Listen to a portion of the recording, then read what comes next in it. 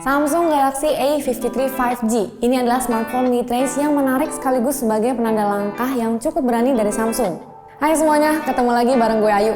Sebelumnya gue udah sempet nyicipin Samsung Galaxy A53 5G pas di acara hands-on di Samsung Store.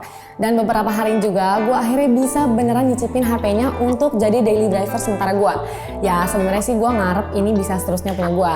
Tapi karena ini gue cuma dikasih pinjam sama Kak Romi, ya wes lah ya nggak apa-apa, yang penting gue bisa nyobain.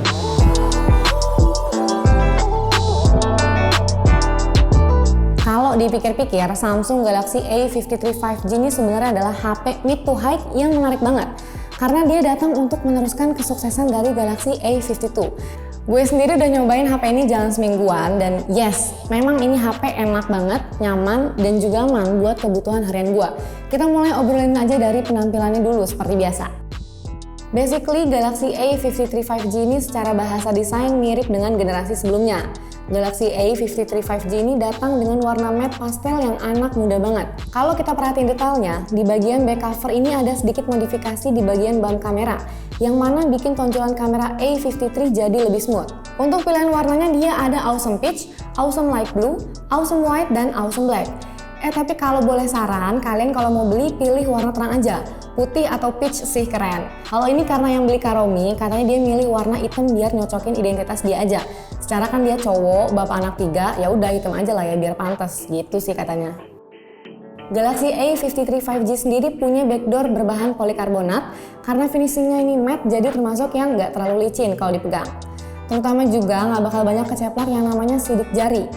Tata letak tombolnya dikumpulin di sisi kanan semua dan Samsung tetap pertahanin IP rating 67 yang nggak ada di mid-range merek lain. Ini dia yang jadi keunggulan mid-range Samsung yang masih susah dilawan. Ya BTW untuk Galaxy A53 5G ini juga jack audionya udah nggak ada ya. Tapi jujur gue kepo pengen tahu aja nih, coba absen di komen ya, kalian masih pada rutin pakai earphone kabel atau enggak? Atau jangan-jangan udah pada hijrah semua ke TWS? Karena gue pribadi udah nggak pakai yang namanya kabelan, kayak di HP, di laptop, di PS atau semua itu udah pakai yang namanya wireless. Karena kan kebetulan harganya juga udah pada makin murah, apalagi kemarin pas PO itu dikasih bonusnya Galaxy Buds Live. Cocok banget nggak tuh? Good deal banget. Dan juga jangan lupa, Galaxy A53 ini juga udah punya speaker stereo yang bukan asal stereo, tapi juga berisi padat suaranya. Jadi kalau dipakai nonton film action gitu di Netflix, keluaran suaranya bakal sangat mendukung kenikmatan. Kencangnya nembus 90 desibel ketika kita nyalain Dolby Atmos-nya. Apalagi kalau ditambah cemilan pisang goreng sama kopi hitam. Makin mantep. Soal layar juga nggak perlu diragukan lagi. Udah jelas bagusnya, size-nya pas di 6,5 inci, punch hole-nya kecil banget nggak ganggu, udah fingerprint under display responsif dan presisi, udah 120Hz juga, udah mendekati kelasan flagship lah. Walaupun max brightness-nya di 800 nits alias belum 1000 nits yang artinya belum certified HDR10, tapi tetap nikmat banget buat nonton. Warnanya segar tapi masih kategori alami, natural, dan nggak lebay. Kualitasnya ini mirip kayak nonton di TV belasan juta, beneran, karena gue bandingin langsung juga sama TV QLED di kantor. Dan yang bikin salut itu begini ya, ini HP kan lebih tipis 0,3 mm, bobotnya masih 189 gram, tapi baterainya justru naik gope alias sekarang goceng. Selama pakai HP ini gue nggak pernah habisin baterainya dalam sehari, pasti bisa dari pagi sampai ketemu pagi lagi. Secara chipsetnya ini udah 5 nanometer juga, ya wajar sih kalau irit. Kalau ngecasnya itu butuh 70 menitan, kurang lebih dari 3-100%. Gua ngetesnya pakai casan 25 watt punya Acmic. Karena box HP-nya ini tipis, udah minim banget isinya. No casing, no charger, ya gimana lah ya. Gak cuma hubungan aja yang harus dijaga, tapi bumi juga harus dijaga. Makanya saran gua kalian coba deh beli satu aja casan third party yang 25 atau 45 watt buat modal ngecas. Paling 200 atau 300 ribuan juga udah dapat merek yang bagus. Jadi besok-besok kalau mau beli HP apapun udah tenang, nggak perlu mikirin lagi atau ngejulitin lagi gara-gara nggak dapet casannya. Oke, balik ke chipsetnya, Exynos 1280 yang dipakai punya potensi bagus. Secara ini adalah chipset mid-range 5 nanometer pertama. Sementara kita tahu para kompetitornya masih mentok di 6 nanometer. Secara performa, terutama untuk benchmark, misal Antutu versi 9 atau Geekbench 5, skor Exynos 1280 ini ada di kisaran yang aman. Jadi dia memang nggak terlalu tinggi, tapi masih di atas standar HP mid-range yang seharusnya. Kenapa begitu? Ternyata usut punya usut, Exynos 1280 ini memang punya komposisi core yang lebih kalem. Base-nya itu pakai Cortex A78 dan A55. Tapi Exynos 1280 ini emang kelihatan sih ditugasin buat ngejar efisiensi daya. Secara isian klasternya itu cuma ada 2 core A78 buat power dan sisanya 6 core A55. Jadi kalau skornya nggak gede bukan berarti chipsetnya jelek. Tapi emang secara komposisi core-nya udah kelihatan kalau ini lebih ngejar efisiensi daya. Artinya kalau buat gamer hardcore yang hobi push rank sepertinya bakal kurang cocok. Tapi kalau buat orang-orang kayak gue sih, ngegame buat hiburan atau ngisi waktu pas lagi nunggu sih ya masih enak-enak aja. Next, untuk kamera, sebenarnya nggak ada upgrade major dari generasi sebelumnya. Untuk setup, quad kameranya masih sama persis, tapi yang membedakan adalah software dan tuningannya.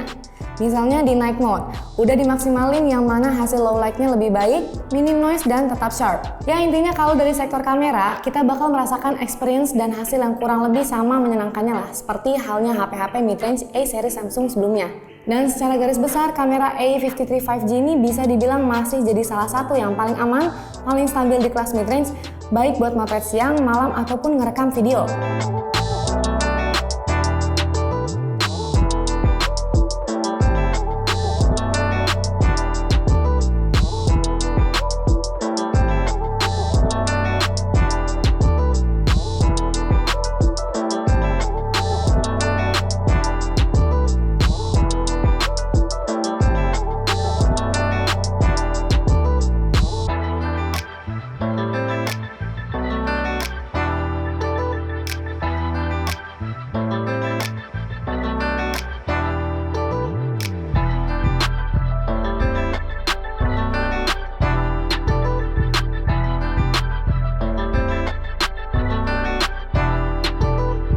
Oke, mari kita tes buat record video. Ini bisa sampai 4K 30 fps seperti yang lagi gua coba sekarang ini. Kita akan tes juga untuk autofocusnya.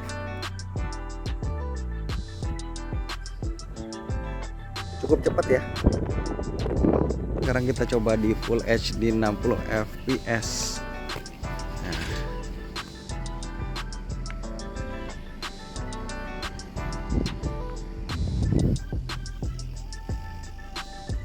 Satu lagi di Full HD 30 fps dengan fitur steady-nya aktif. Nah, ini terlihat jauh lebih stabil ya.